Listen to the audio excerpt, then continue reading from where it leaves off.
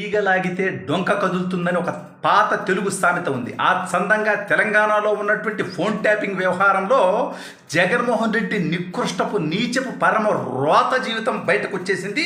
ఈ విషయంపై తెలంగాణ సీఎం రేవంత్ రెడ్డి తీవ్ర ఆగ్రహం వ్యక్తం చేస్తున్నట్టుగా తెలుస్తూ ఉంది. అసలు ఇంతకీ జగన్మోహన్ రెడ్డి ఏం చేశాడు, రేవంత్ రెడ్డి అంతటి ఆగ్రహంగా ఎందుకున్నాడు అనేది ఈ వీడియోలో వివరించబోయే ముందుగా ఇప్పటి వరకు మన ఛానల్ సబ్స్క్రైబ్ చేయని వాళ్ళు ఖచ్చితంగా సబ్స్క్రైబ్ చేయండి. ఇక విషయానికి వస్తే జగన్మోహన్ రెడ్డి పరమ రోత అనేది నేను చెప్పడం కాదు, తెలుగుదేశం వాళ్ళు చెప్పడం కాదు, జనసేనలు చెప్పడం కాదు, కూటమి నాయకులు చెప్పడమే కాదు, ఏకంగా తన సొంత తల్లి చెల్లి కూడా చెప్తుంటారు. అయినా సరే జగన్మోహన్ రెడ్డిలో మార్పు రాదు. సరే జగన్మోహన్ రెడ్డిలో మార్పు రాలేదు అంటే ఓకే, కానీ తన పార్టీలో ఉన్నటువంటి రోత వ్యక్తులకు కూడా తల్లి చెల్లి చేదరించుకుంటున్నా సరే జగన్మోహన్ రెడ్డి తప్పులు మాత్రం కనిపించట్లా.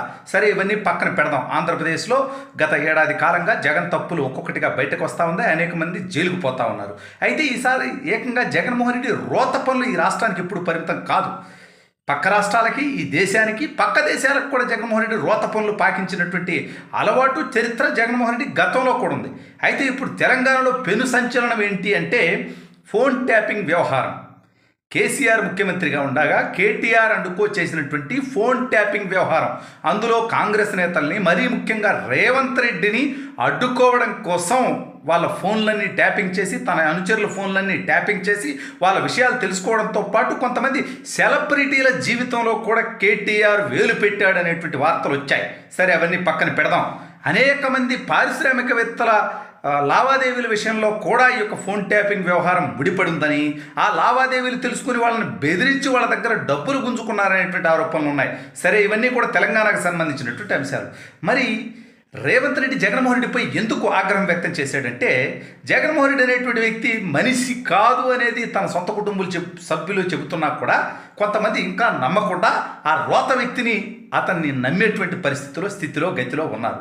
అయితే ఈసారి ఏకంగా జగన్మోహన్ రెడ్డి తన తల్లి చెల్లి ఫోన్లు కూడా ట్యాప్ చేయించాడంట. సరే తల్లి గురించి అంటే కేవలం చెల్లితో ఏం మాట్లాడుతుంది, తనకు వ్యతిరేకంగా ఏమన్నా మాట్లాడుతుందా, ఏమైనా వ్యవహారం చేస్తుందా, పార్టీ నుంచి ఏమన్నా వ్యతిరేక వ్యవహారాలు చేయబోతుందా అనేది తెలుసుకోవడం కోసం. కానీ షర్మిల గురించి అలా కాదు. తన వ్యక్తిగత విషయాలు తెలుసుకోవడం కోసం, రాజకీయంగా తను ఏ అడుగులు వేయబోతుందో తెలుసుకోవడం కోసం, తను ఎవరెవరితో మాట్లాడుతోంది, ఏం మాట్లాడుతోందని తెలుసుకోవడం కోసం, దానికి అనుగుణంగా ప్రతి వ్యూహాలు చేయటం కోసం జగన్మోహన్ రెడ్డి అనేటువంటి వ్యక్తి అత్యంత రోతగా కేటీఆర్ అండ్ కో సహాయం తీసుకొని వైఎస్ షర్మిల ఫోన్ ట్యాపింగ్ చేసినట్టుగా తెలుస్తూ ఉంది. బీఆర్ఎస్ ప్రభుత్వ హయాంలో దాదాపు 1000 మంది ప్రముఖుల ఫోన్లు ట్యాప్ చేసినట్టుగా తెలుస్తూ ఉంది. అందులో దాదాపు 650 మంది తెలంగాణకు సంబంధించినటువంటి వ్యక్తులు. అంటే ఇంకొక 350 మంది ఉన్నారు. దాదాపుగా ఇంకొక 50 వేరే రాష్ట్రాల్లో లెక్కేసుకున్నా కూడా, కర్ణాటక, మహారాష్ట్ర, మధ్యప్రదేశ్, ఢిల్లీ అనుకున్నా కూడా దాదాపు ఒక 300 మంది ఆంధ్రప్రదేశ్ వ్యక్తుల ఫోన్లు ట్యాప్లు జరిగాయి.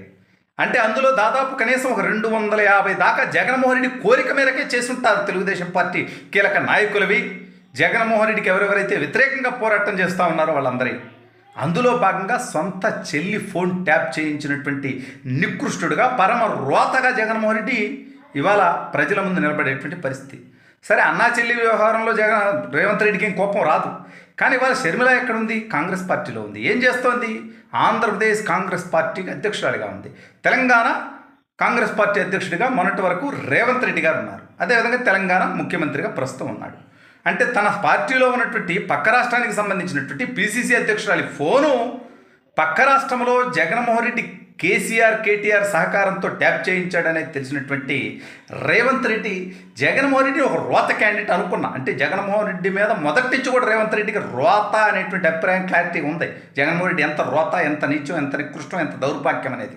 ఇక్కడ కుల మత కోలాలు చూసినా కూడా ఏ రోజు కూడా జగన్మోహన్ రెడ్డితో కనీసం కలిసి ప్రయాణం చేసేటువంటి ఆలోచన రేవంత్ రెడ్డి చేయలేదంటే జగన్మోహన్ రెడ్డి రోత జీవితం రేవంత్ రెడ్డి క్లారిటీ ఉంది కాబట్టి ఎప్పటికప్పుడు అతన్ని పక్కన పెడుతూనే వచ్చాడు. అయితే సొంత చెల్లి, అందులోనూ కాంగ్రెస్ పార్టీ ఏపీ అధ్యక్షురాలుగా ఉన్నటువంటి షర్మిల ఫోన్ని జగన్మోహన్ రెడ్డి ట్యాప్ చేయించాడని తెలిసిన తర్వాత రేవంత్ రెడ్డి తీవ్ర ఆగ్రహం వ్యక్తం చేసినట్టుగా తెలుస్తూ ఉంది.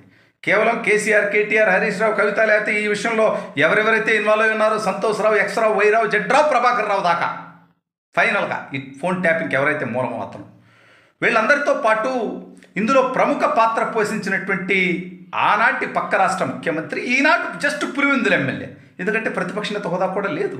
జస్ట్ 11 సీట్లు గెలిచాడు. పులివెందులు అతను ఎమ్మెల్యే ఉన్నాడు కాబట్టి పులివెందుల ఎమ్మెల్యే. పులివెందుల ఎమ్మెల్యే బతుకును కూడా బట్టబయలు చేయటానికి రేవంత్ రెడ్డి సిద్ధమైపోయినట్టుగా తెలుస్తూ ఉంది. సరే, రేవంత్ రెడ్డి సిద్ధమయ్యాడా వదిలేస్తాడా పక్కన పెడితే, ఇంత రోత వ్యక్తి జగన్మోహన్ రెడ్డి అని తెలిసిన తర్వాత కూడా ఇంకా కొంత సైకో బ్యాచ్, కుల బ్యాచ్, మత బ్యాచ్, వాళ్ళ వ్యక్తిగత విద్వేషం బ్యాచ్ ఇంకా జగన్మోహన్ రెడ్డి సమర్థించేటువంటి ప్రయత్నం చేస్తే అంతకి మించినటువంటి రోత లేదు. జగన్మోహన్ రెడ్డి చేసినటువంటి రోత ఇవాళ దేశం అంతా చీకొడుతోంది.